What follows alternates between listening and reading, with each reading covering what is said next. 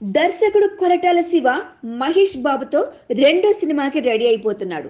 ఇప్పటికీ 3 సినిమాలు తీసిన కొరటాల శివ మూడింటితోనూ ఆయా హీరోలకు కెరీర్ బెస్ట్ ఇచ్చేశాడు.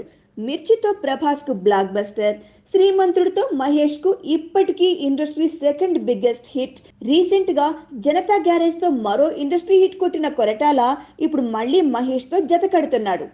సూపర్ స్టార్ తో ఈ దర్శకుడు చేసే కొత్త సినిమా ఏప్రిల్లో ప్రారంభం కానుండగా ఈ చిత్రం కోసం పెద్ద టార్గెట్ నే పెట్టుకున్నాడట కొరటాల శివ.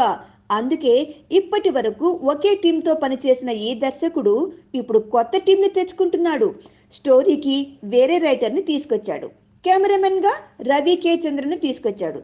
అలాగే డైరెక్షన్ డిపార్ట్మెంట్ టాలెంటెడ్ పర్సన్స్ ని తీసుకున్నాడు. మహేష్ బాబుతో చేసే సినిమాను ఇండస్ట్రీ హిట్ గా నిలపాలన్నది కొరటాల టార్గెట్ అంటున్నారు.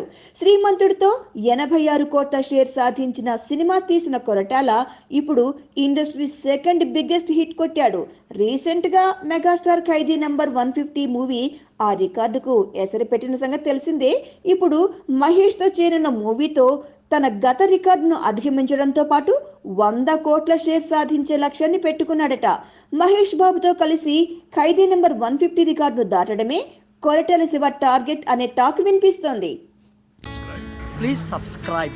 Hi, it's me Purna. Please subscribe.